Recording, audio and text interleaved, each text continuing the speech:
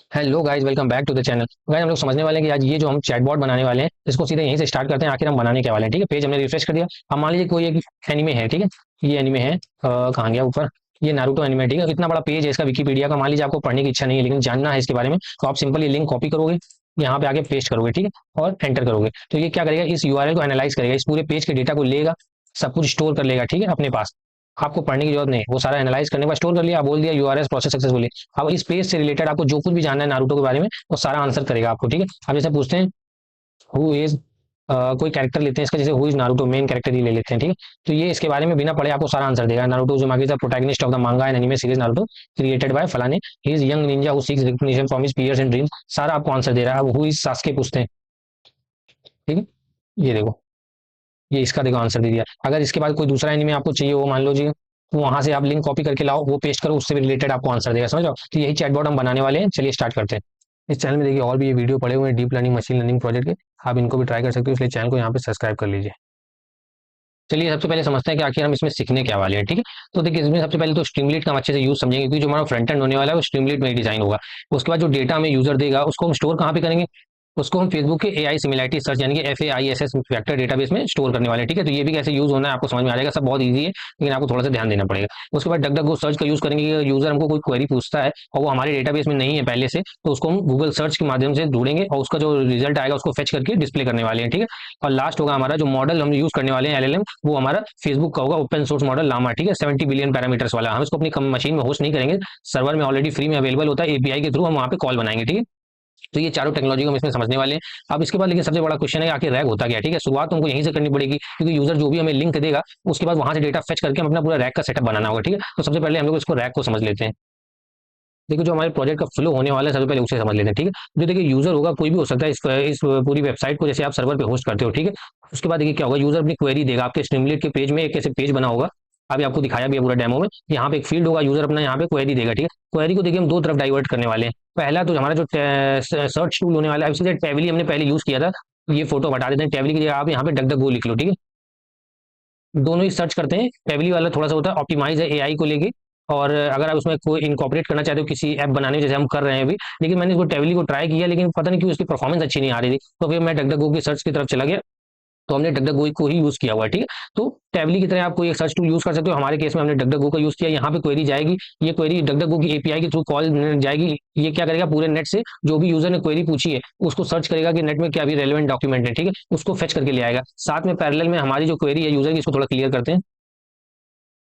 हाँ, उसके बाद देखिए साथ में जो हमारी ये यूजर क्वेरी होने वाली है, ये हमारे रिट्रीवल स्टोर में जाएगी, ठीक है। यहाँ पे इस क्वेरी को मैच किया जाएगा जो कुछ भी हम स्टोर करेंगे अपने रिट्रीवल स्टोर में। अब यहाँ पे देखिए क्या होता है, वेक्टर स्टोर में क्या स्टोर होता है इस जगह पे, ये आपको अगले स्लाइड में समझाएंगे। लेकिन अभी आपको यहाँ पे ये ध्यान देना है कि ये जो हमारी क्वेरी है जब ये डेटाबेस में जाएगी तो ये सिमिलैरिटी सर्च होगी। यहाँ पे कि यूजर ने जो पूछा है उससे रेलेवेंट डॉक्यूमेंट हमारे पास यहाँ पे क्या स्टोर है, वेक्टर स्टोर में जो कुछ भी यहाँ पे मैच करेगा इस क्वेरी से, वो सारा फेच होकर हमारे इस रिट्रीवल टूल में आ जाएगा, ठीक है। रिट्रीवल टूल हम लैंगचेन की हेल्प से बनाएंगे, बहुत ही ईजी है, 2 लाइन में बन जाता है। तो यहाँ से देखिए जो डेटा हमारे वेक्टर स्टोर ने दिया वो यहाँ पे आ गया रिट्रीवल में। उसके बाद जो क्वेरी यहाँ पे सर्च करने के लिए गई थी नेट से, तो यहाँ से भी डेटा यहाँ पे आ गया। तो दोनों का डेटा निकलने के बाद हम LLM में देंगे, जो कि होने वाला है हमारा लामा का 70 बिलियन पैरामीटर का मॉडल, ठीक है। ये लामा दोनों से इनपुट लेगा, क्या नेट में मिला, क्या हमारे वेक्टर डेटाबेस में स्टोर था, ठीक है। दोनों में से वो बेस्ट आंसर को अपना बनाएगा। LLM का काम ही होता है टोकन जनरेशन, टेक्स्ट जनरेशन, तो दोनों से एक अच्छा इंकॉर्पोरेट करेगा आंसर, साथ में क्वेरी भी हम इसको भेज देंगे LLM को, ठीक है। तो बेसिकली आप ये समझिए, इसको थोड़ा क्लियर करते हैं, ठीक है। तो सबसे पहले होने क्या वाला है, सर्च से जो आंसर जाएगा वो LLM को मिलेगा, ठीक है। रिट्रीवर जो हमारा इस वेक्टर स्टोर से डेटा निकाल के लाएगा वो हमारे LLM को मिलेगा। और तीसरा जो यूजर ने क्वेरी भेजी होगी इसको भी हम LLM में भेज देंगे। तो LLM 3 चीजें लेगा बेसिकली, ठीक है, और तीनों चीजों से एक रिस्पॉन्स जनरेट करेगा और यूजर को डिस्प्ले कर देगा। ये सब हम इस प्रोजेक्ट में करने वाले हैं। आप चाहो तो अगली बार आपको बताएंगे कैसे। आप चाहो तो ये पार्ट हटा सकते हो, क्वेरी सिर्फ रिट्रीवर के पास जाएगी, वेक्टर में सर्च करेगी वेक्टर स्टोर में, जो कि हमारे केस में FAIS होने वाला है, FAISS Facebook AI similarity search, ठीक है। वो यहाँ पे जाएगी, डेटा निकाल के लाएगा और डायरेक्ट LLM में जाएगा। ये पार्ट आप हटा सकते हो, ठीक है। या फिर आप क्या कर सकते हो, इसको क्लियर करते हैं। हाँ, या फिर आप ये कर सकते हो कि आप ये पार्ट हटा सकते हो, रैग वाला, ठीक है। यानी आप यूजर से डेटा लो ही मत, एक पास से सर्च इंजन हो गया फिर तो आपका। यूजर से आपने क्वेरी ली, उससे रेलेवेंट आप जाके सर्च टूल में वो क्वेरी देते हो, ठीक है, वो सर्च टूल जाके पूरे नेट में सर्च करेगा, उससे रेलेवेंट आंसर लाएगा, वो रेलेवेंट आंसर एलएलएम को देंगे, वो इस क्वेरी और इस आंसर दोनों की हेल्प से दोनों को ऐड करेगा, समझिए आप, और उससे अपने इंटेलिजेंस के हिसाब से वो वहाँ पे एक आंसर जनरेट करेगा, वो हम डिस्प्ले कर देंगे। लेकिन हम आपको ये दोनों सिखाने वाले हैं, सर्च के टूल भी और रैग भी, ये दोनों का आंसर को कैसे साथ में आप पास करोगे एलएलएम में, और फिर रिस्पॉन्स जनरेट होने वाला है। ठीक है, तो इस जो रैग वाला पार्ट है, ये वाला नीचे वाला पार्ट है, इसको और थोड़ा अच्छे से समझ लेते हैं। अब वो जो रैग वाला पार्ट था ना, वो अब अच्छे समझते हैं। ठीक है, ये डिटेल जो पूरा इमेज है उसको क्रेडिट है, ये गूगल से बेसिकली इमेज मिली हुई है, वहीं से हमने इसको लिया हुआ है। ठीक है, तो देखिए सबसे पहले तो यूजर आपके यूआई में आपको दिखाया एक लिंक देता है। ठीक है, वो किसी भी चीज की हो सकती है, वो किसी वेबसाइट की लिंक हो सकती है, ठीक है, वो विकिपीडिया की लिंक हो सकती है जहाँ पे सारा डेटा होगा उस एनिमे के बारे में, या फिर आप वैसे देखिए हमने तो ये एनिमे बोल के हम चैटबॉट बना रहे हैं, लेकिन इसमें हमने ऐसा कोई चेक नहीं लगाया है कि वो किसी और फील्ड का आंसर नहीं देगा, आप चाहो तो लगा सकते हो। ठीक है, जहाँ पे आप सिस्टम प्रॉम्प्ट देते हो वहाँ पे आप लिख दो कि answer only questions related to anime. ठीक है, तो वो आपको सिर्फ एनिमे का रिलेटेड जवाब देगा, लेकिन इन जनरल बना रहे ताकि आप फ्यूचर में इसका स्कोप है कि आप इसमें और बिल्ड कर सको इसके ऊपर। ठीक है, तो वेबसाइट या विकीपीडिया या कोई बुक्स, ठीक है, उसका कोई लिंक ऑनलाइन, इन तीनों में से किसी एक का लिंक देगा। ठीक है, वो लिंक यहाँ से देने के बाद हम लैंग चेन की हेल्प से लोडर आते हैं अलग अलग टाइप के, ठीक है, पीडीएफ को लोड करने के लिए, वेबसाइट को लोड करने के लिए, हमारे केस में सारे लिंक्स है ना, तो ये वेबसाइट हुए, ये वेबसाइट लोडर की हेल्प से हम वो डॉक्यूमेंट को सारा फेच करके लाएंगे। ठीक है, उसे अब हम डॉक्यूमेंट बोल रहे हैं। ठीक है, उस वेबसाइट में जो कुछ भी लिखा था वो सारा हमने फेच कर लिया और एक डॉक्यूमेंट आ गया हमारे पास।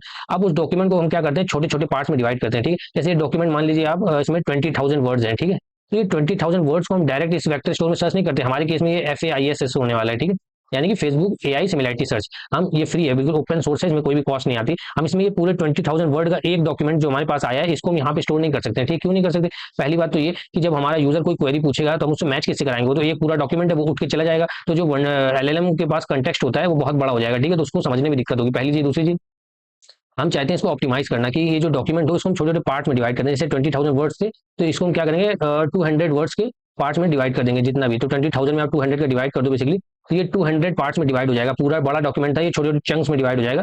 ठीक है, इन चंक्स को हम एम्बेडिंग बना देंगे। एम्बेडिंग क्या होता है, वेक्टर रिप्रेजेंटेशन होता है। ठीक है, तो हमारी मशीन होती है, वो जो डॉक्यूमेंट होगा, ये तो वर्ड इंग्लिश के वर्ड होंगे, जैसे आई वी द, ये तो हमारी मशीन समझती नहीं है, तो ये डॉक्यूमेंट्स में जो वर्ड होते हैं इन सबको हमें क्या करना होता है, नंबर्स में कन्वर्ट करना होता है। ठीक है, तो एक स्मार्ट तरीका नंबर्स में कन्वर्ट करने का इन वर्ड्स को होता है कि हम उनकी एम्बेडिंग बना दें। एम्बेडिंग मतलब वेक्टर बनाते हैं। ठीक है, अब आपने वर्ड टू वेक का नाम सुना होगा, ये बेसिकली यही काम करता है। और अगर आपने NLP में काम किया है तो आपने बैग ऑफ वर्ड का नाम सुना होगा, TF-IDF का नाम सुना होगा। ये सारे सिमिलर बस यही करते हैं कि आपके जो वर्ड्स होते हैं इनको नंबर में कन्वर्ट कर देते हैं। ठीक है, लेकिन ये जो एम्बेडिंग होता है ये थोड़ा सा इनरिच्ड वर्जन होता है उसका, ये उसके कंटेक्स्ट को भी लेने का साथ में काम करता है। ठीक है, यानी कि सिमिलर वर्ड्स को आसपास सिमिलर वेक्टर स्टोरेज, देखिए इसको थोड़ा पहले क्लीन करते हैं। अब होता क्या है ना, जैसे वर्ड कोई डॉक्यूमेंट है, ठीक है, तो सबको हम एम्बेडिंग की हेल्प से वेक्टर में रिप्रेजेंट करते हैं। जैसे कोई डॉग है, उसका ये वेक्टर है। ठीक है, यानी उसकी एम्बेडिंग ये बन के आई। वहीं पे एक अगर मान लीजिए कोई कैट है, ठीक है, ये दोनों एनिमल है, तो ये दोनों का जो वेक्टर होगा, ये इस वेक्टर स्पेस में इनका जो वेक्टर है ये आसपास होगा। ठीक है, वहीं कोई ह्यूमन है, ह्यूमन का जो वेक्टर होगा इनसे बहुत ही अपोजिट होगा। इस तरह से क्या होता है, जो सिमिलर वाले वेक्टर होते हैं वो आसपास रहते हैं। ठीक है, तो इनको एम्बेडिंग बनाने के बाद हम इसको वेक्टर डेटाबेस में स्टोर कर लेते हैं। ठीक है, जो कि हमारा FAISS होने वाला है। ठीक, इसमें सब ये सारे स्टोर हो जाते हैं। ठीक है, तो ये पार्ट जो होता है ये सबसे पहले हम करते हैं। आपको वेबसाइट में दिखाया भी था, जैसे यूजर हमें लिंक देगा ना, हम ये सारा क्रिएट कर लेते हैं। सबसे पहले डॉक्यूमेंट लाते हैं, हम डॉक्यूमेंट को हम चंक्स में डिवाइड करते हैं। चंक्स में डिवाइड करने से क्या होता है कि वो छोटे छोटे चंक्स हो जाते हैं। जब हम मैच कराते हैं यूजर की क्वेरी से इन चंक से, तो हमारे पास 200 पार्ट होंगे, क्योंकि 2000 अगर 20,000 का टोटल वर्ड होंगे, तो उनको जब आप 200 के वर्ड्स में डिवाइड करोगे तो आपके, सॉरी हाँ, 200 के वर्ड्स में डिवाइड करोगे तो आपके टोटल 200 पार्ट्स आ जाएंगे, चंक्स। उन सबसे मैच कराते हैं, जो भी चंक सिमिलर होता है वो यहाँ से उठा के हम दे देते हैं। ठीक है, तो ये तो हमारा रहा इसमें ये काम। तो ये जितना भी ये नीचे का आपका डॉक्यूमेंट लोड करना, चंक बनाना, एम्बेडिंग बनाना, ये सारा पार्ट जो होता है ये हम पहले ही कर लेते हैं। ठीक है, अब यूजर हमें क्वेश्चन पूछेगा, सबसे पहले तो यूजर हमें एक प्रॉम्प्ट देगा। ठीक है, प्रॉम्प्ट देने के बाद हमने उस सारा डेटा को अपने स्टोर कर लिया पार्ट्स में ब्रेक करके वेक्टर डेटाबेस में। ठीक है, अब जब यूजर उससे रिलेटेड क्वेश्चन पूछेगा, मान लीजिए यहाँ पे उसने इंडिया की फ्रीडम स्ट्रगल या फिर समझिए इंडिया की हिस्ट्री के बारे में उसने एक बुक का हमें लिंक दिया। ठीक है, तो उसको हमने छोटे छोटे पार्ट्स में डिवाइड किया, उसको एम्बेडिंग यानी नंबर्स में कन्वर्ट किया और स्टोर कर लिया। ठीक है, तो यानी इंडिया की हिस्ट्री के बारे में सारा डेटा हमारे वेक्टर डेटाबेस में है। अब यूजर हमसे पूछता है कि 1947 के जो मेजर इवेंट्स थे इंडिया के, उसके बारे में हमको बताओ। तो ये जो यूजर का प्रॉम्प्ट होगा, ठीक है, वो इंग्लिश में होगा, तो सबसे पहले इसको भी हमें एम्बेडिंग में कन्वर्ट करना पड़ेगा, क्योंकि हमारी मशीन जो होती है वो नंबर्स ही समझती है। ठीक है, वर्ड्स तो समझती नहीं। तो जैसे कि हमने डॉक्यूमेंट्स को भी एम्बेडिंग में बदला था, हम उस यूजर ने जो कुछ भी पूछा है उसको हम एम्बेडिंग में सबसे पहले कन्वर्ट कर लेंगे। ठीक है, एम्बेडिंग में कैसे कन्वर्ट करते हैं ये आपको बताएंगे, बहुत ही ईजी होता है ये। बेसिकली आप प्री ट्रेन मॉडल होते हैं एम्बेडिंग के, उसको यूज करते हो और अपने डॉक्यूमेंट को एम्बेडिंग्स में कन्वर्ट कर लेते हो। ठीक, तो जब हमने यूजर के प्रॉम्प्ट को एम्बेडिंग में कन्वर्ट किया, तो सबसे पहले वो एम्बेडिंग यहाँ पे जाएगी हमारे वेक्टर डेटाबेस में। ठीक है, और यहाँ पे सर्च करेगी कि जो भी यूजर ने पूछा है उससे सबसे रेलेवेंट आंसर कौन सा है। ठीक है, क्योंकि हमने पहले छोटे छोटे पार्ट्स में देखो डिवाइड कर लिया उस पूरे डॉक्यूमेंट को, तो वहाँ पे मान लीजिए छोटे छोटे डॉक्यूमेंट पड़े होंगे, नंबर 1 2 3 4 5 6 7 8 9 10 11 12 करके खूब सारे डॉक्यूमेंट पड़े होंगे, टोटल 200 डॉक्यूमेंट पड़े होंगे, ठीक है। तो ये जब यूजर जो कुछ भी यूजर ने पूछा है उससे जो भी रेलेवेंट डॉक्यूमेंट होंगे, ठीक है, वो यहाँ से फेच होकर आ जाएंगे। जितने आप चाहो, आप 5 10 जितने फेच करना चाहो, लेकिन जितना ज्यादा आप फेच करोगे उतना लोड बढ़ेगा, ठीक है। तो आप मान लीजिए यहाँ से 5 रेलेवेंट डॉक्यूमेंट को फेच करते हो, ठीक है। ये एरो जो दिखा रहे हैं ना, इसको क्लियर करते हैं। हाँ, तो ये जो एरो आपको दिखा रहा है, पहले तो यूजर ने पूछा तो हमने मैच कराया, जो भी 5 मैच हुए ना, वो 5 मैच होने के बाद ये देखिए कंटेक्स्ट में चले गए वापस। अब ये कंटेक्स्ट क्या होता है, जो कुछ भी यूजर ने पूछा था, ये देखो एक एरो यहाँ पे भी आई है, जो भी यूजर ने पूछा था इसे बोलते हैं यूजर प्रॉम्प्ट।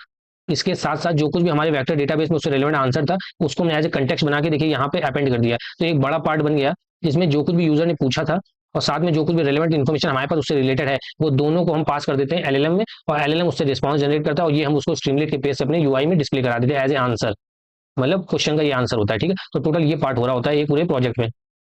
तो अभी आप सोच रहे होंगे कि वो डक डक गो वाला पार्ट फिर कहाँ गया, ठीक है। हमने उसको भी इनकॉर्पोरेट किया था अपने पूरे रैग में। तो ये देखिए पूरा जो समझाया आपको, ये रैग था, ठीक है। और इसी में हम एक स्टेप बाहर से लाने वाले हैं। क्या, ये जो यूजर ने हमसे क्वेश्चन किया था, इसको हम अपनी डक डक गो में भी भेजेंगे। जो इस डायग्राम में नहीं दिख रहा है क्योंकि ये गूगल से उठाया गया डायग्राम, उसमें नहीं दिखाया, तो हम अपने डक डक गो में भी भेजेंगे, ठीक है। वो जाएगा नेट में, पूरे नेट में रेलिवेंट क्वेरी करेगा, और जो रेलिवेंट उसको इन्फॉर्मेशन मिलेगी वो भी लाएगा, वो भी इस कंटेक्स्ट में हम ऐड कर देंगे, ठीक है। यानी जो हमारा डेटाबेस हमें देगा वो, साथ में जो भी नेट में अवेलेबल है। भाई यूजर ने मान लीजिए पूछा कि गांधी जी के बारे में बताओ, ठीक है। अब गांधी जी के बारे में नेट से भी सर्च करेंगे हम, और जो हमको यूजर ने बुक दी थी हिस्ट्री इंडिया की, उसमें जो लिखा है गांधी जी के बारे में वो भी हम फेच करेंगे। तो दोनों फेच होकर कंटेक्स्ट में आ जाएगा। यूजर ने जो पूछा था, साथ में जो कुछ भी हमारे पास नॉलेज मिली नेट से और हमारे डेटाबेस से, वो दोनों को हम मिक्स करेंगे, एक बड़ा सा प्रॉम्प्ट बनाएंगे, और वो हम अपने एलएलएम को दे देंगे। एलएलएम अपने आप आंसर जनरेट कर देगा, क्योंकि ये होते हैं ट्रेंड मॉडल। इनको कैसे टोकन यानी कि नेक्स्ट वर्ड जनरेट करना है, इस पर ये लोग ट्रेंड होते हैं एलएलएम। ऊपर से हम लोग 70 बिलियन पैरामीटर का मॉडल यूज कर रहे हैं, जो कि काफी अच्छा है। वो हमें रिस्पॉन्स जनरेट करके दे देगा, ठीक है। अब एक बार टोटल हम लोग फ्लो समझ लेते हैं, ठीक है। तो सबसे पहले तो यूजर हमें एक लिंक देगा वेबसाइट, ठीक है। वो मान लीजिए कोई बुक है, उस बुक को हम लोड करके डॉक्यूमेंट के रूप में लाएंगे, ठीक है। सबसे पहले उसको हम लोग छोटे छोटे पार्ट में डिवाइड करेंगे, फिर उनको हम नंबर्स में कन्वर्ट करेंगे, जिसे हम वेक्टर बोलते हैं, ठीक है। एम्बेडिंग प्रोसेस कंप्लीट करेंगे, और वो सारा कुछ डेटा हम लोग स्टोर कर लेंगे वेक्टर डेटाबेस में, ठीक है। ये काम पहले हो गया। उसके बाद यूजर इसी बुक से रिलेटेड क्वेश्चन पूछेगा, क्योंकि तभी तो उसने हमको लिंक दिया, उसी ने हमको लिंक दिया। अब इससे रिलेटेड वो क्वेश्चन पूछेगा, ठीक है। अब वो पूछता है मान लीजिए कि कुछ भी जैसे 1962 की इंडो चाइना वॉर के बारे में हमको बताओ, ठीक है। ये इंडिया हिस्ट्री में आता है, ठीक है। तो सबसे पहले जो यूजर ने हमसे पूछा, इसको हम लोग भेज देंगे अपने डक डक गो में। ये सर्च इंजन होता है, ठीक है। हम लोग इसमें भेज देंगे, साथ में इसको हम लोग एम्बेडिंग में कन्वर्ट करने के बाद, यानी नंबर में सबसे पहले कन्वर्ट करने में हमने वेक्टर डेटाबेस में देखेंगे जो भी यूजर ने पूछा है। जैसे हमसे 1962 की इंडो चाइना वॉर के बारे में पूछा है, ठीक है। तो उसमें देखेंगे हमारे पास रेलेवेंट क्या डॉक्यूमेंट है। ऑफकोर्स इसमें जो स्टोर होगा वो ये बुक होगी। तो बुक में मान लीजिए उसमें 5 पेजेस में टोटल आंसर लिखा हुआ है, वो सारे 5 पेजेस हम लोड करके कंटेक्स्ट में ले आएंगे, ठीक है। तब तक ये डक डक वो पैरेलली में हमारा चल रहा होगा। ये नेट में जाएगा, सबको सर्च करेगा इससे रिलेटेड। उसके बाद जो भी उसको क्वेरी में आंसर मिलेगा वो सारा लाके यहाँ पे ऐड कर देगा, ठीक है। यानी डेटाबेस का कंटेंट और डक डक का कंटेंट यहाँ कंटेक्स्ट में आ गया। उसके बाद एक हम यहाँ पे दोबारा डेटा बनाते हैं, जिसमें यूजर का पूछा हुआ क्वेश्चन, साथ में इन दोनों का दिया हुआ आंसर, हम एक इस तरह से प्रॉम्प्ट बनाते हैं। प्रॉम्प्ट को हम इसमें एलएलएम को देते हैं। एलएलएम इससे दोनों को समझता है, यूजर का क्वेश्चन समझता है, एक आंसर जनरेट करता है, इसे हम डिस्प्ले कर देते हैं। तो ये पूरा हमारा वर्क फ्लो होने वाला है, ठीक है।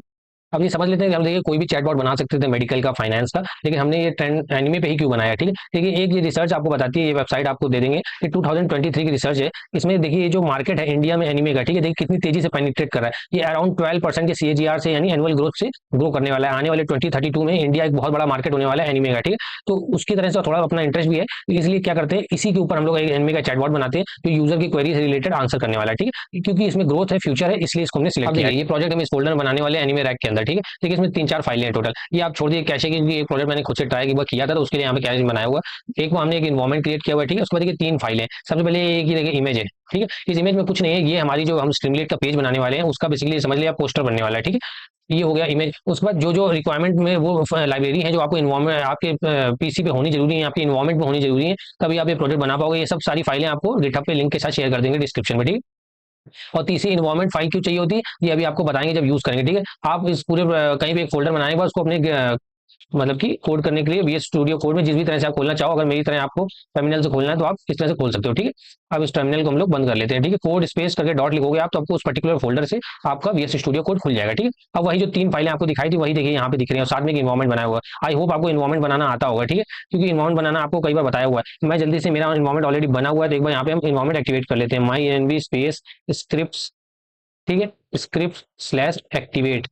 ठीक है, ये करते ही देखिए इन्वायरमेंट एक्टिवेट हो गया। यहाँ पे देखिए माई एनवी किया गया। माई इन्वायरमेंट क्रिएट करना देखिए बहुत ही आसान होता है। पाइथन, उसके बाद उसका वर्जन लिखिए -v, और उसके बाद कोई वी एन वी, और फिर अपने एक इन्वायरमेंट का नाम आप गूगल सर्च करोगे how to create Python environment in VS code, बहुत इजीली मिल जाएगा। ठीक है, आप कॉन्डा से भी क्रिएट कर सकते हो, पिप से भी क्रिएट कर सकते हो। ठीक है, तो ये तो बेसिक कमांड, ये आई होप करते हैं आपको आता होगा, इसमें हम लोग बिल्कुल भी टाइम वेस्ट नहीं करेंगे। ठीक है, अभी देखिए एक तो ये बताया था आपको हमारे उस फोल्डर में इमेज पड़ी हुई है, दूसरी ये देखिए रिक्वायरमेंट डॉट फाइल है। ये सारी की सारी लाइब्रेरी आपके इन्वायरमेंट के अंदर होनी चाहिए, जहां पे आपको ये कोड करना है। ठीक है, तो कैसे इंस्टॉल करोगे, ये आपको मिल जाएगी पूरी फाइल गिटहब पे मिल जाएगी। उसके बाद सबसे पहले आपको लिखना है पिप इंस्टॉल, ये फाइल का नाम जो कि है रिक्वायरमेंट्स डॉट टीएक्सटी। ठीक है, इसको करने के बाद जैसे ही आप एंटर दबाओगे सारी फाइलें अपने वर्जन के साथ, ताकि आपको वर्जन का कंफ्लिक्ट ना हो, ये सारा कुछ आपका इंस्टॉल हो जाएगा। ठीक है, तो ये क्लियर हो गया। उसके बाद देखिए ये जो डॉट एनवी फाइल होती है, इसके अंदर क्या है, आपको एग्जैक्ट देखिए ऐसे कैपिटल लेटर में ग्रॉक स्पेस एपीआई स्पेस की लिखना है, और इसके अंदर ये कोटेड कोटेशन के अंदर यहाँ पे आपको अपना एपीआई की लिखना होगा। ठीक है, अब एपीआई की आपको देखिए कहाँ पे मिलेगा, ये देखिए ये वेबसाइट का लिंक आपको डिस्क्रिप्शन में दे देंगे। कंसोल डॉट ग्रॉक, ग्रॉक देखिए क्लाउड प्रोवाइडर है।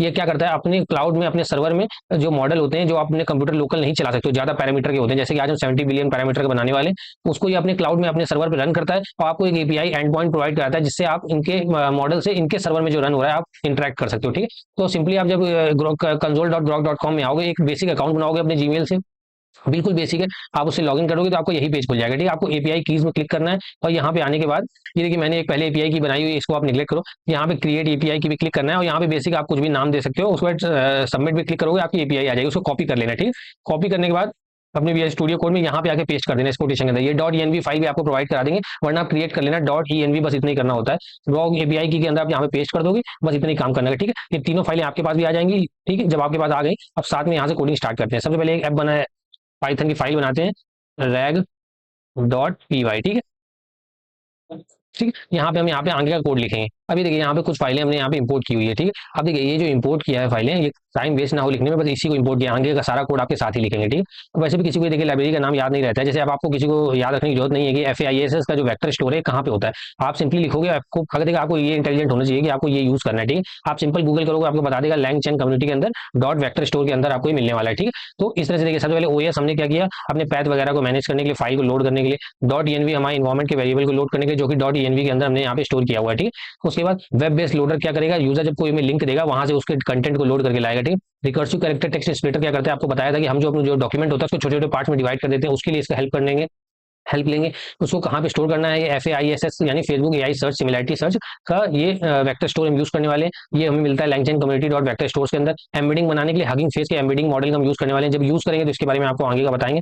और ये डक डक गो सर्च आपको जैसा बताया था हमारे मॉडल में इंप्लीमेंट करने वाले हैं। ठीक है, तो यहाँ से इसका कोड करना स्टार्ट करते हैं। ठीक है, सबसे पहले देखो आपको क्या करना है, डॉट एनवी। ठीक है, एक काम करते हैं, पहले यहाँ पे मैंने अपनी एपीआई ऐड कर लेता हूँ, उसके बाद वहां से कंटिन्यू करते हैं।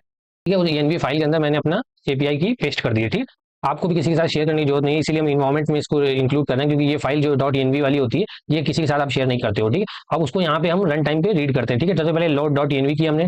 ठीक है, अब यहाँ से वो जो हमने ग्रॉक एपीआई की स्टोर की उसको रीड करना होगा। ठीक है, ग्रॉक एपीआई की, ये सजेशन में आ गया, बिल्कुल सही है। ठीक है, ये क्या करेगा, हमारी एपीआई की को रीड करके इस ग्रॉक एपीआई की के अंदर स्टोर कर देगा। ठीक है, अब यहाँ पे हम लोग डक डक गो के लिए पहले एक मेथड लिखते हैं, सर्च सर्च डक डक गो। ठीक है, इसके अंदर यूजर अपनी क्वेरी भेजेगा। ठीक है, अब यूजर क्वेरी भेजेगा तो हम क्या करेंगे, इसका कुछ ट्रिपल स्ट्रिंग में हम लोग कुछ नाम दे देते हैं, जैसे कि मेथड करने के वाला है fetch web web search result using DuckDuckGo. ठीक है, ये इसलिए हमारा ये मेथड है। ठीक है, अब देखिए सबसे पहले हम क्या करेंगे, एक ट्राई ब्लॉक बनाएंगे ताकि कोई एरर ना आए, with DDGS as a context manager हम इसको ओपन करेंगे। DDGS देखिए यही है, डक डक गो सर्च हमने यहाँ पे देखिए लोड किया था। उसके बाद देखिए एज DDGS। ठीक है, यहाँ पे एक स्पेस ज़्यादा है क्या, हाँ, यहाँ पे नहीं, ठीक है, देखने में लग रहा है खाली। ठीक है, तो यहाँ पे DDGS कंटेक्स्ट मैनेजर में रीड करेंगे। अब रिजल्ट्स में स्टोर करने वाले क्या स्टोर करने वाले, देखिए एक सबसे पहले तो हम एक लूप लगाएंगे, for R in DDGS dot text. ठीक है, यहाँ पे सजेशन में सही आया है, लेकिन मैक्स रिजल्ट 5 नहीं लेंगे, 1 लेंगे। देखिए 1 लेने से क्या होता है, हम चाहते हैं सिर्फ एक ही रिजल्ट हमारे जो टॉप में होता है वो डक डक गो से आए, ज्यादा डॉक्यूमेंट हमें नहीं चाहिए। ठीक, तो मैक्स रिजल्ट हमने 1 कर दिया। DDGS डॉट टेक्स्ट में जाएगी ये क्वेरी, वहां से रिजल्ट फेच होकर आएगा। फॉर लूप में हम इसलिए लगा रहे हैं क्योंकि फ्यूचर में अगर आपको और भी पेजेस चाहिए तो यहाँ पे वैल्यू बढ़ाओगे तो उनको रीड करने के लिए आपको एक लूप ही लगाना होगा, तो इसलिए हम माना एक ही वैल्यू को रीड कर रहे हैं लेकिन हम लूप लगा के काम कर रहे हैं। ठीक है, तो यहाँ से क्या करेंगे, आर वेरिएबल में हमारा डेटा आ जाएगा। इससे हम क्या करेंगे, आर के अंदर बॉडी नाम का एक, ये देखिए डिक्शनरी में होता है ना, तो बॉडी के अंदर हमारा मेन कंटेंट होगा। ठीक है, आर बॉडी इसके अंदर से डेटा रीड करके हम रिजल्ट्स में ले लेंगे, ठीक है। अभी रिजल्ट्स में आने के बाद डेटा को हम क्या करते हैं, एक न्यू लाइन के साथ कॉन्कैटिनेट करके डॉट ज्वाइन, ठीक है, ये रिजल्ट्स को हम रिटर्न कर देंगे। लेकिन एक्सेप्ट ब्लॉक में हमें क्या लिखना है, कुछ भी लिख सकते हैं यहाँ पे, ये जो सजेशन में आ रहा है यही ले लेते हैं, ठीक है, प्रिंट कर देंगे, हाँ ये ठीक है। तो ये हो गया हमारा कोड। सबसे पहले डक में सर्च को हमने as a context manager load किया डीडीजीएस में, डीडीजीएस डॉट टेक्स्ट, जो डीडीजीएस के अंदर बेसिकली एक टेक्स्ट नाम का एक मेथड होता है जिसको हम लोग यूज कर रहे हैं क्वेरी भेज के, और एक रिजल्ट वहां से मंगा रहे हैं, ठीक है। जो भी यूजर ने क्वेरी भेजी थी उससे रेलेवेंट एक रिजल्ट आ जाएगा नेट से ढूंढ के, और उसको उसके अंदर से एक्सेस करने के लिए डिक्शनरी के अंदर बॉडी वेरिएबल का यूज करना पड़ता है। बॉडी के अंदर मतलब कंटेंट होता है, आर बॉडी का हम यूज करेंगे, वो रिजल्ट में आ जाएगा, जिसको हमने एक न्यू लाइन की स्ट्रिंग में ज्वाइन कर दिया और रिटर्न कर दिया, ठीक है। अगर कई रिजल्ट होते हैं तो सारे न्यू लाइन में मतलब आने के बाद रिटर्न हो जाते हैं, ठीक। तो ये हो गया हमारा डक का। अब इसके बाद क्या करते हैं, अपने रैग बनाने का कोड लिखते हैं, ठीक है। इसका नेम हम लोग देते हैं सेटअप रैग चेन। इसमें यूजर हमें यूआरएल देगा, ठीक है। तो यूआरएल किस चीज की देगा, किसी भी चीज को रखता है नेट का, ये क्या है, इसको हटाते हैं, ठीक है। अब हाँ, ये किसी भी चीज का हो सकता है, जैसे कि यहाँ पे हम, हाँ यहाँ पे मान लीजिए हम दे देते हैं loads, loads data comma creates embeddings, ये सारा काम इसमें होने वाला है। एंड वेक्टर, यहाँ पे कॉमा लगाएंगे क्योंकि रैक चेन भी तो बनानी है, vector store and and the retriever, ठीक है, इतना ही रखते हैं, ठीक है। ये हो गया हमारा इसके लिए स्ट्रिंग। अभी देखिए सबसे पहले हम एक ट्राई ब्लॉक बनाते हैं यहाँ पे भी। अब देखिए ये समझना चाहिए जरूरी है, ये तो देखिए बहुत इजी था ये वाला कोड, सिंपल। हम डक को से डॉट टेक्स्ट लगा के क्वेरी को नेट में सर्च करेंगे, एक रिजल्ट वहां से मंगाएंगे और रिजल्ट्स में यहाँ ज्वाइन करके रिटर्न कर देंगे, ठीक है। ये कोड यहाँ पे असली होने वाला है। अभी देखिए क्या करेंगे, यहाँ पे यूजर ने हमको यूआरएल ऑलरेडी भेज दिया है, ठीक है। हम क्या करेंगे, वहां पे देखिए ऊपर हमने वेब बेस्ड लोडर को यूज किया है ना, इसको कॉपी करते हैं, ये हमारी हेल्प करेगा इस वेबसाइट की लिंक से डेटा को रीड करने में, ठीक है। इसके अंदर हम लिखते हैं यूआरएल, ठीक है, और बंद कर देते हैं। अब ये लोड करेगा, लोडर वेरिएबल में ले लेते हैं वहां से, ठीक है, ये आ गया। अब यहाँ से मैं क्या करना होता है, लोडर डॉट लोड करने से डेटा जो होता है वो लोड होकर आ जाता है हमारे, तो इसको हम डॉक्स में स्टोर कर लेते हैं, ठीक है। अब ये डेटा जब डॉक्स में स्टोर हो गया, तो अगर तो डेटा वहां से लोड नहीं हुआ, इफ नॉट डॉक्स, तो हम रिटर्न कर देंगे नन, की कुछ आया ही नहीं, ठीक है। अब इसके बाद अगर तो डेटा वहां से आया, वहां का कोड हम क्या लिखेंगे, सबसे पहले आपको बताया था छोटे छोटे पार्ट्स में हम लोग डिवाइड कर देते हैं, ठीक है। एक टेक्स्ट स्प्लिटर वेरिएबल में हम लोग इसको ले लेते हैं, सजेशन सही है। हाँ, तो रिकर्सिव कैरेक्टर टेक्स्ट स्प्लिटर ये देखिए इंपोर्ट किया था, ये क्या करता है, हमें छोटे छोटे पार्ट्स में डिवाइड करना होता है, तो ये करके दे देता है, हमें कुछ करने की जरूरत नहीं। सिर्फ इसको यहाँ से LangChain dot text splitter से मतलब अंडरस्कोर टेक्स्ट स्प्लिटर से हम इंपोर्ट करते हैं, और सिंपल उसके अंदर आपको बताना होता है क्या चंक साइज होगा, यानी कितने छोटे छोटे वर्ड्स के पार्ट में आप डिवाइड करोगे। तो थाउजेंड वर्ड्स की एक फाइल को बनाना चाहते हैं, और चंक ओवरलैप बस ये बताता है कि जो दो फाइलें स्प्लिट होंगी उनमें से 200 वर्ड कॉमन होंगे, ताकि दोनों में थोड़ा थोड़ा कंटेस्ट हो एक दूसरे की फाइल का, ठीक है। बस इतना ही काम है। तो ये टेक्स्ट स्प्लिटर में क्या होगा, छोटे छोटे पार्ट्स में डिवाइड हो जाएगा। डिवाइड होने का मतलब रिकर्सिव कैरेक्टर स्प्लिटर क्या है, बेसिकली एक मेथड है, उसको हमने ऑब्जेक्ट बनाया टेक्स्ट स्प्लिटर में, ठीक है। अब इसका यूज करेंगे हम text splitter dot split document, हाँ। अब यहाँ पे वो डॉक पास कर देंगे, कौन सा डॉक्यूमेंट पास करेंगे, जो यहाँ पे हमने लोड किया था ऊपर, लोड हो जाएगा, इसमें आ जाएगा, ठीक है। इसको हम लोग स्प्लिट डॉक्यूमेंट में स्टोर कर लेते हैं, क्योंकि ये तो स्प्लिट हो गया, ठीक है। यहाँ पे स्प्लिट होने के बाद डॉक्यूमेंट इसमें स्टोर हो जाएगा। अभी देखिए, अब ये जो यूजर ने डॉक्यूमेंट हमने सारे छोटे छोटे पार्ट्स में डिवाइड कर दिए, थाउजेंड वर्ड्स के पार्ट में। अभी आपको पता है ये नंबर बना के स्टोर करते हैं, आपको बताया था एम्बेडिंग बना के, ठीक है। तो एम्बेडिंग बनाने के लिए यहाँ पे embedding equal to Hugging Face embedding, ठीक है, बिल्कुल सही है। अब इसके अंदर से जो मॉडल यूज करने वाले हैं, आपको दिखाते हैं पहले। ये देखिए ये वाला मॉडल हम यूज करने वाले हैं, हगिंग फेस के अंदर फ्री ऑफ कॉस्ट आपको मिल जाएगा। ये देखिए लास्ट मंथ देखिए आप कितने सारे डाउनलोड इसके किए गए हैं, तो काफी पॉपुलर है, साइज में बहुत ही छोटा है। तो इसको कॉपी करने के यहाँ पे नेम पे आप यहाँ पे क्लिक करोगे, तो इसका ये जो नेम है पूरा sentence transformer slash all mini, तो ये पूरा कॉपी हो जाएगा आपको, और आपको आके सिंपली यहाँ पे पेस्ट कर देना है। इसको हटा देते हैं, पता पूरा नेम इसमें नहीं दिया हुआ, तो यहाँ पे हम लोग पेस्ट कर देते हैं, ठीक है। ये देखिए हमने यहाँ पे इसका यूज किया, इस मॉडल का। ये पर्टिकुलरली क्या करेगा, इस सारे डिस्प्ले डॉक्यूमेंट्स को एम्बेडिंग में बना के हमें दे देगा। लेकिन पहले तो हमने हगिंग फेस एम्बेडिंग का इस मॉडल के लिए एक ऑब्जेक्ट बनाया एम्बेडिंग नाम में। अब बस इसी को क्या करना होता है, अपने जो भी वेक्टर स्टोर को हम यूज कर रहे हैं, हमने यहाँ पे क्या किया, फैस का यूज किया, ठीक है। लेकिन इसके अलावा कई होते हैं, जैसे पाइन कोन होता है, और भी कई होते हैं, वेक्टर डीबी होता है, लेकिन हम यहाँ पे ये वाला यूज कर रहे हैं, ठीक है। आप उनको भी ट्राई करो, बस छोटा सा सिंटैक्स बदलता है, बाकी फंक्शनलिटी यही रहती है। FAISS dot from document split docs embeddings, ठीक है, ये हटा देते हैं।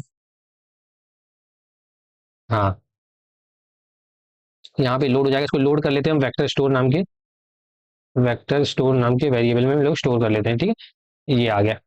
अब इसके बाद क्या करना है, यही हमको रिटर्न कर देना है जहां से भी कॉल होके आया है भाई। देखिए यहाँ पे एक फाइल देखिए और बनाते हैं, पहले आपको एक समझा देते हैं एक बार। app.py नाम की फाइल बनाएंगे, ठीक है। यहाँ पे वो सारा कोड लिखेंगे जो इस फाइल को इनके इन मेथड्स को एक्सेस करेगा, ठीक है।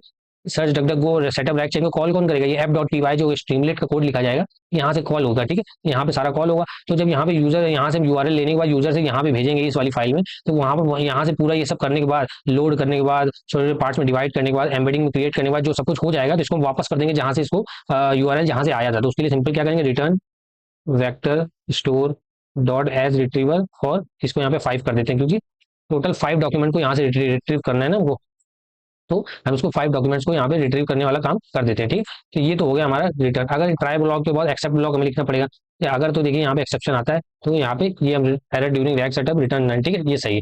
तो ये पूरा हमारा यहाँ पे ये फाइल कंप्लीट हो गया। ये कुछ नहीं करेगा, सिंपल लोड करेगा, छोटे छोटे पार्ट्स में डिवाइड करेगा, उसको नंबर में कन्वर्ट करेगा, उसको स्टोर करेगा, डॉक्यूमेंट बना के मतलब एम्बेडिंग बना के स्टोर कर लेगा, और उसका रिट्रीवर एज रिट्रीवर, यानी कि जब ये ऑब्जेक्ट है, बेसिकली ये ऑब्जेक्ट हम वहाँ पे भेज रहे हैं, जो कि यहाँ पे रिसीव होगा ऐप में, और यहीं से जब फ्यूचर में कॉल करना होगा उसको रिट्रीवर को इससे डॉक्यूमेंट निकालने के लिए फैस से, जहाँ पे स्टोर है सारा, तो इसी रिट्रीवर की हेल्प से ही सब होने वाला है, ठीक है। तो ये आपको जब लिखेंगे पूरा कोड तो आपको ज्यादा अच्छे समझ में आएगा, ठीक है। अभी आपको कुछ भी डाउट लेने की जरूरत नहीं है, ठीक है। अब यहाँ पे हम लोग अपना ऐप का मेन जो कोड है वो लिखना स्टार्ट करते हैं।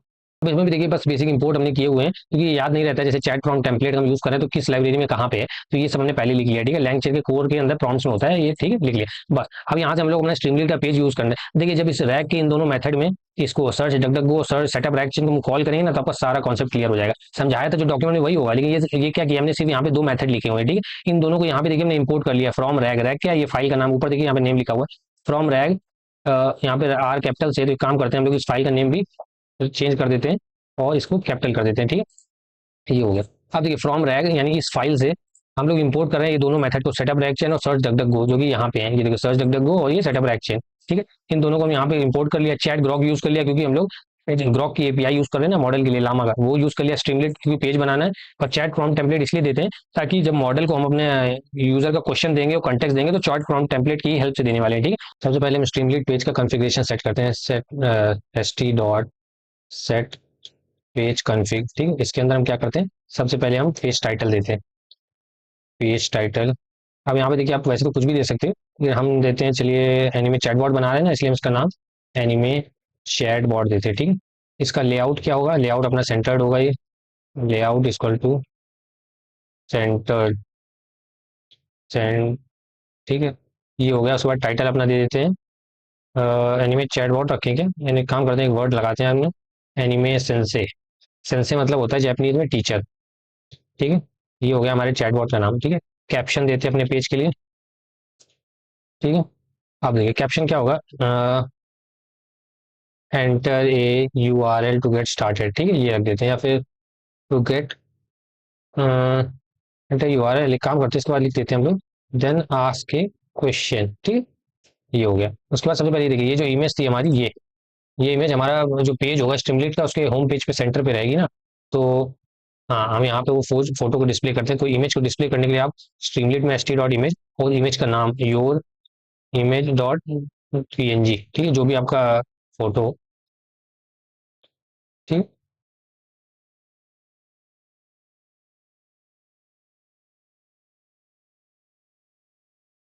और मेक श्योर करना है जो इमेज का नाम यही होना चाहिए जो आपकी इस इमेज का नाम हो, और उसी फोल्डर में होनी चाहिए जिसमें आप कोड कर रहे हो, ठीक है, ये हो गया। अब यहाँ पे देखिए हम कुछ वेरिएबल बनाते हैं, ठीक है, इन इनिशियलाइज, यहाँ पे आ गया रैक चेन एंड रिट्रीवर, ठीक है। आप देखिए, या फिर काम इसको सिंपली रखते हैं, इस slide session state variable simple रखते हैं, ठीक। अब यहाँ पे देखिए हम 2 वेरिएबल बना रहे हैं, ठीक। एक वेरिएबल पहले बना रहे हैं इफ रिट्रीवर, ये एक वेरिएबल का नाम है, ठीक है। वेरिएबल नॉट इन, पहले लिख लेते हैं फिर आपको बताते हैं, ठीक है। तो यहाँ पे ऐसे भी लिख सकते हो, या फिर आप सिंपल रखने के लिए डॉट भी लगा सकते हो, ठीक। ये इसको हम शुरुआत में नन कर देते हैं। अभी आपको बताते हैं इसका क्या मतलब है। एक वेरिएबल हम और लेते हैं प्रोसेस्ड यूआरएल, ठीक है, ये आ गया, ठीक। इसको हम लोग एम्प्टी रखते हैं शुरुआत में। अब देखिए बिल्कुल भी डाउट लेने की जरूरत नहीं, सब समझा रहे हैं आपको। 2 वेरिएबल हमने बनाया, रिट्रीवर और प्रोसेस्ड यूआरएल, ठीक है। अब आप बोलोगे st डॉट सेशन स्टेट क्या होता है। देखिए स्ट्रीमलीट में एक फंक्शनैलिटी बोलो आप एक करके होती है कि आपके यूजर जब भी कोई वेब पेज से इंटरेक्ट करता है ना, तो जो भी उसमें उसने वैल्यू इनपुट की होती है फील्ड्स में सारी रीसेट हो जाती है, ठीक है।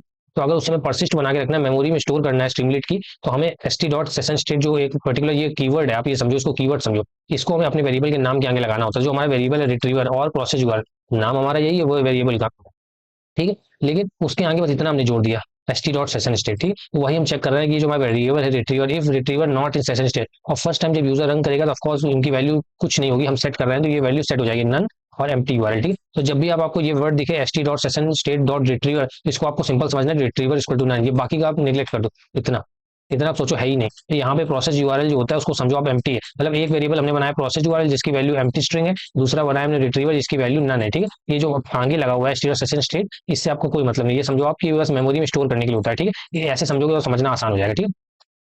अब हम क्या करते हैं, यूजर से जो भी उसकी फाइल का लिंक है वो हम ले लेते हैं, mail URL equal to st.text input, ठीक है। यहाँ पे बोलते हैं एंटर ए एनिमे यूआरएल, ठीक है। ये हम यूजर से यहाँ पे ले लेते हैं, साथ में की बोलोगे आप, क्या होता है आपको समझाते हैं अभी, यूआरएल इनपुट, ठीक, इसको इसमें रखना पड़ेगा।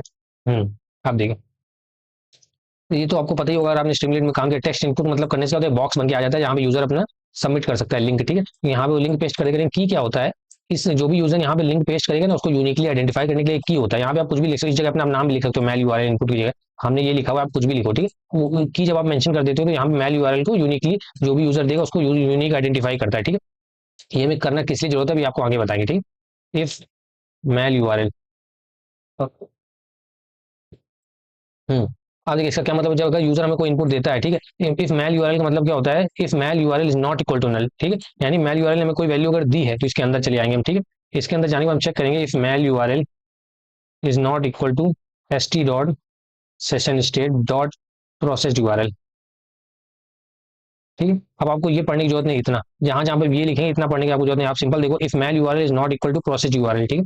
यानी हम उसको चेक करा रहे हैं इस कंडीशन में कि जो भी यूजर ने हमको लिंक दी है, क्या वो ऑलरेडी प्रोसेस हो चुकी है।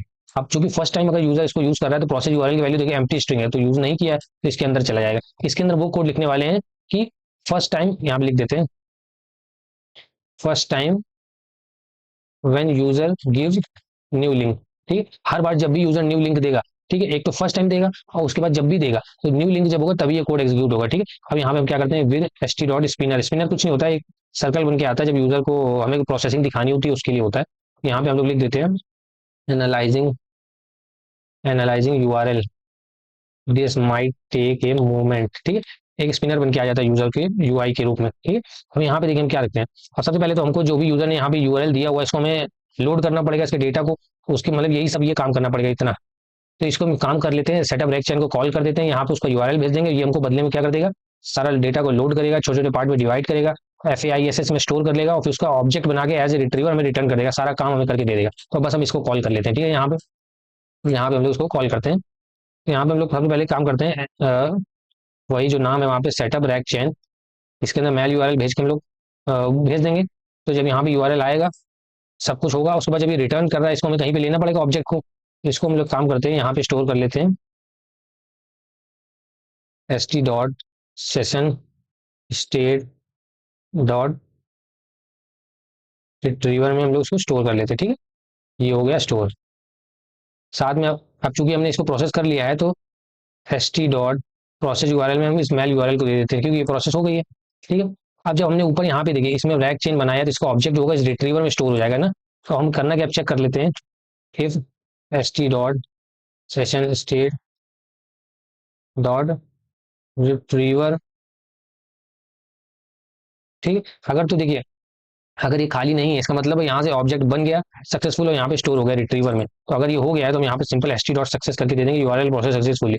अगर नहीं होता है तो हमें यहाँ पे बताना पड़ेगा error, fail to process the URL, try again, ठीक है, ये बता देंगे हम। और साथ में st.process यूआरएल को वापस एम्प्टी कर देते हैं क्योंकि यहाँ पे देखिए हमने इसको सेट कर दिया था, लेकिन अगर ये एग्जीक्यूट नहीं होता है कोड, यानी सही से रिट्रीवर बना नहीं है, तो ये वैल्यू यहाँ पे वापस से रीसेट हो जाएगी, ठीक है। तो ये कोड देखिए तभी एग्जीक्यूट होगा ये वाला इफ ब्लॉक जब यूजर कोई नई लिंक दे रहा है, ठीक है।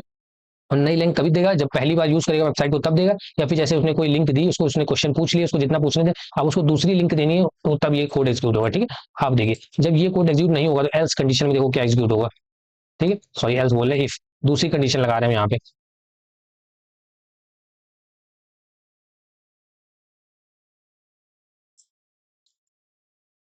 ठीक है, यहाँ पे देखो हम क्या लिख रहे हैं, S T dot session state, इस पे आप ध्यान ही मत दो, आप ध्यान दो यहाँ पे रिट्रीवर पे, सॉरी, हाँ हाँ रिट्रीवर। आप देख रहे हैं यहाँ पे क्या लिख रहे हैं, S T dot session state dot process URL equal to mail URL.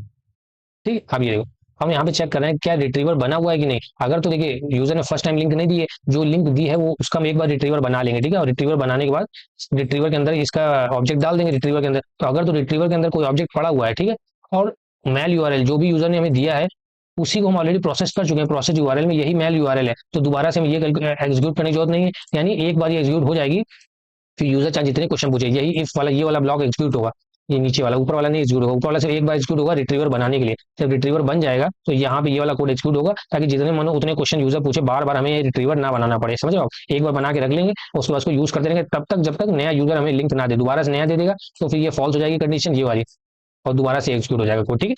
अब देखिए यहाँ पे हम क्या लिखते हैं, एस टी डॉट मार्कडाउन से पहले एक लाइन बनाते हैं डैश डैश डैश करके, ठीक है।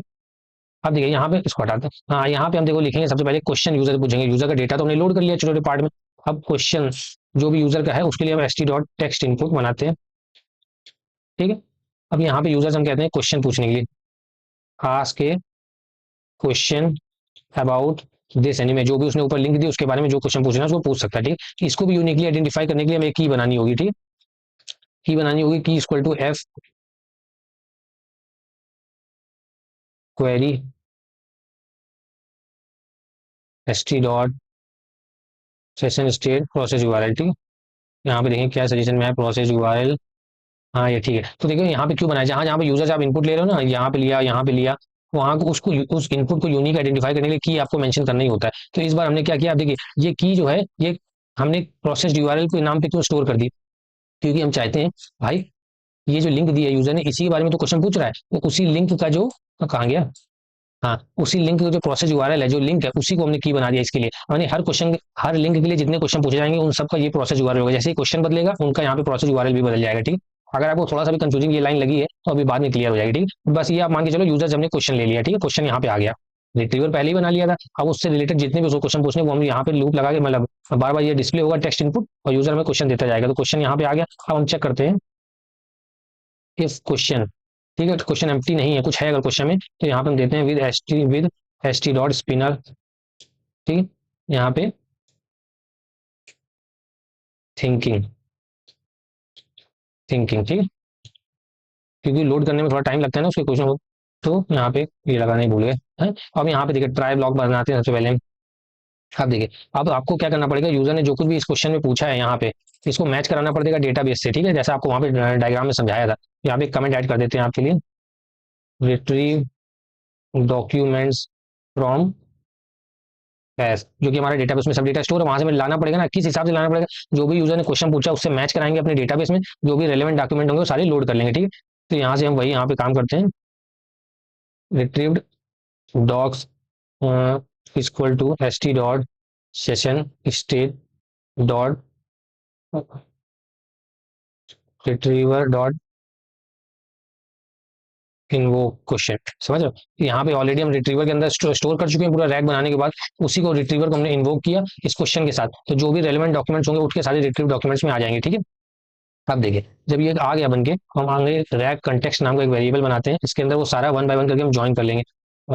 सजेशन सही आया मुझे लग रहा है, डॉक डॉट पेज कंटेंट, हाँ ठीक है। तो देखिए जितने भी मान लीजिए उसने वहां से 5 पेजेस उठ के आए, रिट्रीव डॉक में 5 पेजेस है, हम लूप चलाएंगे पांचों पेजेस में for doc in retrieve doc, एक एक करके पेज आएगा, डॉक डॉट पेज कंटेंट को हम एक एम्प्टी न्यू लाइन के साथ स्ट्रिंग में जोड़ते चले आएंगे, रैक कॉन्टेक्स्ट में सारा स्टोर हो जाएगा, ठीक है, एक बड़ी सी स्ट्रिंग बन जाएगी जिसमें सारा कंटेक्स्ट आ जाएगा पांचों डॉक्यूमेंट का जो उठ के आए। अब बोलोगे आप 5 क्यों आए उठ के, क्योंकि यहाँ पे देखो यहाँ पे हमने वैल्यू के की 5 सेट की हुई, अगर आप ऊपर वहां से रैक से 3 डॉक्यूमेंट मंगाना चाहते हो यहाँ पे 3 कर दो, 10 मंगाना चाहते हो 10 कर दो, ठीक है। तो यहाँ से हमें जितने डॉक्यूमेंट चाहिए थे रैक कंटेक्स्ट में आ गए, ठीक है। अब हमें क्या करना पड़ेगा, ये तो हो गया हमारा रैक का काम। अब यही यूजर ने जो क्वेश्चन पूछा ये क्वेश्चन हमको नेट में भी भेजना पड़ेगा ताकि डक डक गो से सर्च हो चुके, तो वो हम कर देते हैं fetch fetch duck duck go search results, ठीक है, ये हमारा कमेंट होगा। इसके लिए बस सिंपल क्या करना होता है, यहाँ पे ये देखिए यहाँ पे हमने बनाया था ना ये सर्च डक डक, उसको कॉल कर देना है बस, तो यहीं पे हम करते हैं इसको कॉल सर्च डक डक, हाँ सर्च डक डक गो। अब इसके अंदर सिंपल हमें क्या भेजना है, जो यूजर ने क्वेश्चन पूछा है, ठीक, वहां से जो कुछ भी आंसर रिजल्ट होके आएगा, रिटर्न होके, उसको हम स्टोर कर लेते हैं डक डक डक डक गो रिजल्ट्स में। ठीक है, जो भी आया उसको लिस्ट में स्टोर कर लेते हैं। उसके बाद दोनों को हम कंबाइन कर देते हैं, क्योंकि हमें एलएलएम में देना है, आपको बताया था डायग्राम में। तो यहाँ पे हम करते हैं कंबाइन, कंबाइन रैक करते हैं। हाँ ये ठीक है। तो एक काम करते हैं यहाँ पे, ताकि ताकि उसको पता रहे एलएलएम को कहाँ से कौन सा डेटा आया है। रैग रैग डेटा ये है हमारा, ठीक है। और यहाँ पे हमारा ये वेब सर्च का डेटा है, ठीक है। ये हो गया। यहाँ पे दोनों को हम लोगों ने न्यू न्यू लाइन में रैग कंटेक्स्ट और दोनों को एक ही स्ट्रिंग में कंबाइन कर दिया, ठीक है। आप देखो, जब ये कंबाइन हो गया तो अब टाइम आ गया हमारा कि कंबाइंड टेक्स्ट, या फिर इसका नाम हम लोग बदल के फाइनल टेक्स्ट रखते हैं, वो ज्यादा अच्छा लग रहा है, क्योंकि इसके बाद हमें कुछ प्रोसेस करना भी नहीं है। ठीक है, फाइनल टेक्स्ट आ गया। अब बस हमें सिंपल करना क्या है, इसको एलएलएम में भेज देना है, ठीक है। तो एलएलएम इक्वल टू, पहले हम एलएलएम का अपने एक ऑब्जेक्ट बनाते हैं, ठीक है। ऊपर देखिए, एलएलएम को हम कहाँ से एक्सेस करने वाले हैं, ये चैट ग्रॉक से, है ना। तो इसको कॉपी करते हैं, इसी को कॉपी करते हैं और यहाँ पे हम लोग इसको पेस्ट करते हैं। चैट ग्रॉक, इसके अंदर में कोई वैल्यू बतानी होती है, मॉडल का नाम सबसे पहले बताना होता है, ठीक है। तो मॉडल का नेम देखो आप कहाँ से मिलेगा आपको, ऐसे ही देखिए ग्रॉक के अंदर आओगे आप, यहाँ पे क्लिक करोगे, सारे मॉडल के नेम है, ठीक है। कोई भी मॉडल जो आपको पसंद हो, सारी फ्री ऑफ कॉस्ट है, आप कोई भी सब यूज कर सकते हो। डीप सीक के देखो जो नए मॉडल आए हो वो भी है, लेकिन डीप सीक के मॉडल हम इसलिए यूज नहीं करें क्योंकि ये रीजनिंग मॉडल होते हैं, ठीक है। तो रीजनिंग मॉडल हम यूज नहीं करें, हम सिंपल अपने लामा का 70 बिलियन का ये वर्सेटाइल वाला ये यूज करें, ठीक है। इसका नेम आप कॉपी कर लो और सिंपल यहाँ पे आके आप अपना पेस्ट कर दो, ठीक है। मॉडल इक्वल टू ये रहा इसका नेम, इसको उसके स्ट्रिंग फॉर्मेट में इसके अंदर देते हैं, ठीक है। ये हो गया मॉडल का नेम। साथ में आपको टेम्परेचर बताना होता है, टेम्परेचर, ठीक। अभी ये टेम्परेचर 0.2 नहीं लेंगे, हम 1 ले लेते हैं। टेम्परेचर बेसिकली ये होता है, आप जितनी वैल्यू उसकी ज्यादा बढ़ाओगे उतने रैंडम आंसर आएंगे, है ना। टेम्परेचर कुछ नहीं होता, अगर आपने कभी चैट जीपीटी को स्क्रैच से कोडिंग देखा हो या कोई वीडियो देखा हो, टेम्परेचर मतलब होता है कि आप कितना रैंडम नेक्स्ट टोकन प्रिडिक्शन करना चाहते हो। अगर टेम्परेचर की वैल्यू बहुत कम होगी तो बिल्कुल रैंडमनेस नहीं होगी, नेक्स्ट टोकन जो प्रिडिक्शन हो वो बहुत प्रिडिक्टेबल होगा। और अगर आप वैल्यू की बढ़ा देते हो, 2 3 4 कर देते हो, तो बहुत ही रैंडम प्रिडिक्शन आते हैं, रैंडम वर्ड सिलेक्ट होते हैं बेसिकली। और साथ में तीसरी वैल्यू होगी ग्रॉक एपीआई की आपकी, ठीक है। इसको हम लोग एपीआई ही कर देते हैं, कुछ भी नेम दे सकते हो आप, ठीक है। ओएस गॉड के नेम में भी, ठीक, ये हो गया आपका। यहाँ से हमारा मॉडल लोड हो गया। अब प्रॉम्प्ट टेम्पलेट बनाते हैं। अब देखिए प्रॉम्प्ट टेम्पलेट, देखिए मेरा बना बनाया रखा हुआ है, इसको पहले यहाँ पेस्ट कर देते हैं, फिर आपको समझाता हूँ, ठीक है। देखिए प्रॉम्प्ट पेस्ट कर दिया। अब देखिए ये प्रॉम्प्ट जो होता है, ये बेसिकली आप, आपको अगर प्रॉम्प्ट इंजीनियरिंग का आपने छोटा सा कोई वीडियो देख रखा है या कोर्स कर रखा है, तब तो आप अच्छे से लिख लोगे, वरना होता कुछ नहीं। बेसिक इंग्लिश होती है, आप इंस्ट्रक्शन देते हो अपने एलएलएम को किस तरह से काम करना है, ठीक है। ये मैंने वैसे बेसिकली उससे चैट जीपीटी से लिखवाया हुआ है, ठीक है। अब देखो उसमें आप क्या बोल रहे हैं, ये जो इंस्ट्रक्शन होते हैं मशीन को करना क्या एलएलएम को, तो आप उसको बता रहे हो कि answer the following question based on the provided context. Context कहाँ से आएगा, ये फाइनल टेक्स्ट जो हम देंगे यही इसके लिए कंटेक्स्ट बनेगा, ठीक है। यूज बोथ रिट्रीव डॉक्यूमेंट और वेब सर्च रिजल्ट, दोनों मिक्स करके दे रहे हैं, तो इसको बोल रहे हैं कि दोनों का यूज करो आंसर देने के लिए। Answer in bullet points only, not in paragraph.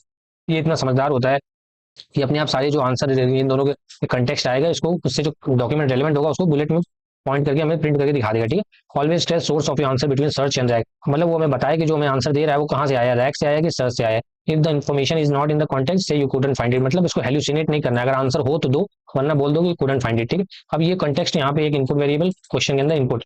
अब ये होता क्या है, ये दोनों यहाँ पे समझिए आप एफ स्ट्रिंग की तरह, अगर आपने एफ स्ट्रिंग का यूज किया हो, ये दोनों वैल्यू रन टाइम में फिल होती है। यहाँ पे कंटेक्स्ट हमने खाली छोड़ दिया और इनपुट हमने खाली छोड़ दिया और प्रॉम्प्ट अपने डिजाइन कर लिया, हो गया। अब देखो कैसे होता है, पहले इस प्रॉम्प्ट को आपको फॉर्मेट करना होता है। इसको देखो कैसे फॉर्मेट करते हैं, आपको लिखना होता है फॉर्मेटेड प्रॉम्प्ट, ठीक है। प्रॉम्प्ट डॉट फॉर्मेट होता है, ठीक है। मतलब इस प्रॉम्प्ट को पहले फॉर्मेट करना होगा। कैसा फॉर्मेट, इस कंटेक्स्ट में इस फाइनल टेक्स्ट को डालना है, इस इनपुट में। इनपुट क्या होगा, जो ये क्वेश्चन जो यूजर ने पूछा है, तो यूजर ने जो पूछा वो हमारे पास यहाँ पे आ गया क्वेश्चन के अंदर, है ना। तो ये दोनों चीजें देखिए हमने प्रोवाइड कर दी। इनपुट इसकी जगह ये क्वेश्चन फिल हो जाएगा, और जो कंटेक्स्ट था ये इसकी जगह फाइनल टेक्स्ट फिल हो जाएगा, हमारा फॉर्मेट प्रॉम्प्ट तैयार हो गया, ठीक है। ये तो हो गया हमारा फाइनल। अब हमें एलएलएम से रिस्पॉन्स लेना है, तो यहाँ पे हम लिखते हैं गेट एलएलएम रिस्पॉन्स, ठीक है। अब देखिए यहाँ पे सबसे पहले एलएलएम को हम रिस्पॉन्स में जो आंसर आएगा वो स्टोर करा लेंगे। एलएलएम डॉट इन्वोक, इन्वोक करने से ही मॉडल में वो क्वेरी जाती है, इसके अंदर अपना फॉर्मेटेड प्रॉम्प्ट भेज देंगे, जो ऊपर तैयार किया है। इसके अंदर क्वेश्चन भी है, फाइनल टेक्स्ट भी है। फाइनल टेक्स्ट क्या है, वो रैक से लाया हुआ डेटा और सर्च से लाया हुआ डेटा दोनों मिक्स हो जाएगा, एलएलएम में आंसर आ जाएगा रिस्पॉन्स में, ठीक है। अब यहाँ पे हम सिंपल रिस्पॉन्स हमको आंसर दिखाना है। सबसे पहले st डॉट मार्कडाउन करके एक वो टेक्स्ट लिखते हैं हम, ताकि देखने में थोड़ा अच्छा लगे। यहाँ पे कुछ भी लिख सकते हो आप। स्टार कहाँ गया, स्टार कहाँ गया, ये रहा। अब यहाँ पे हम लोग लिखते हैं आंसर, ठीक। इसके अंदर st डॉट सक्सेस के अंदर, ताकि ग्रीन कलर से आए, हम लिखते हैं रिस्पॉन्स डॉट कॉन्टेंट, ठीक है। ये हो गया। अब ये देखिए यहाँ पे देखिए ऊपर ये ट्राई ब्लॉक था ना, इसके लिए हमें यहाँ पे एक्सेप्ट ब्लॉक भी लिखना पड़ेगा, एक्सेप्शन है की। और यहाँ पे सिंपल हम लोग st डॉट एरर ये हम लोग रिटर्न कर देंगे, इसको हटाते हैं। ठीक है, ये पूरा हमारा कोड तैयार होगा, कौन सा वाला, इफ केस वाला। ठीक है, अब यहाँ पे ये इफ मैल यूआरएल की लिंक थी, इसके लिए भी तो हमें इफ के बाद एल्स लिखना पड़ेगा। इस इफ के नीचे का कोड, यानी कि अगर यूजर में कुछ इनपुट नहीं देता है तब क्या करना है उसका, यहाँ पे हम लोग कोड लिखते हैं। ठीक है, अगर यूजर नहीं देता है तो एलिफ में कंडीशन लगाएंगे, नॉट मैल यूआरएल, यानी यूजर ने इनपुट दिया था लेकिन अभी खाली हो गया, st dot session state dot process URL. ठीक, यानी कि देखिए मैल यूआरएल में कुछ नहीं है लेकिन हमारा प्रोसेस यूआरएल में कुछ है, इसका मतलब पहले उसने दिया था अब उसने हटा दिया है, तो हम उससे लिखेंगे st डॉट इन्फो, डिस्प्ले कराएंगे, यहाँ पे लिखेंगे enter a URL above to analyse a new anime. ठीक है, ये हो गया, क्योंकि यूजर ने वो लिंक ये आपको यूज जब हम रन करेंगे एप्लीकेशन को तो आपको अच्छे समझा देंगे ये कब एग्जीक्यूट होगा। ठीक है, st डॉट सेशन स्टेट को वापस से हमें st डॉट रिट्रीवर को नन करना पड़ेगा, और st डॉट, क्योंकि यूजर ने लिंक हटा दिया इसका मतलब है यूजर कोई दूसरी लिंक देने वाला है। ठीक है, इसलिए दोनों को हमने वापस से रीसेट कर दिया, और एल्स में लिख देंगे st डॉट इन्फो। ये तब होगा जब ना ही उसने लिंक अभी दिया है ना ही उसने पहले दिया था। ठीक है, तब ये एग्जीक्यूट हो जाएगा। तो इसमें हम लोग लिख देंगे enter a anime URL to get started, ये फर्स्ट टाइम जब यूजर आएगा तब आपको दिखेगा। ठीक है, ये सारा कोड यहाँ पे हो गया। तो इसको हम लोग रन करके देख लेते हैं। रन करने के लिए सिंपल कमांड होता है Streamlit run app dot P Y. App dot P Y क्या है, जो भी फाइल में आपने कोड लिखा उसका नेम। ठीक है, इसको लिख के एंटर करते हैं, यहाँ पे कोड आ गया। चलिए कुछ एरर आ रही, आना ही था, कहाँ पे, एलिफ नो, लाइन 73 में एरर आ रही। ठीक है, लाइन 73 में यहाँ पे, अच्छा अच्छा ये नो नहीं होगा, नॉट होता है। ठीक है, इसको सेव करते हैं, इसको रिफ्रेश करते हैं फिर से, ये देखिए हमारी वेबसाइट आ गई, लेकिन अभी भी कुछ URL, mat URL is not defined, अभी भी 73 लाइन में आ रही मैट यूआरएल। अच्छा अच्छा मेल यूआरएल होगा, ये देखिए यहाँ पे ये होगा ना, जो यूजर ने ये दिया था ये वाला होगा, इसलिए चलिए कोई बात नहीं, फिर से इसको रन करते हैं। अब यहाँ लग रहा है चल रही। सबसे पहले देखिए ये एनिमे है, ठीक है, डीमन स्लेयर नाम एनिमे का, तो इसकी लिंक को हम लोग कॉपी करते हैं, यहाँ पे पेस्ट करते हैं।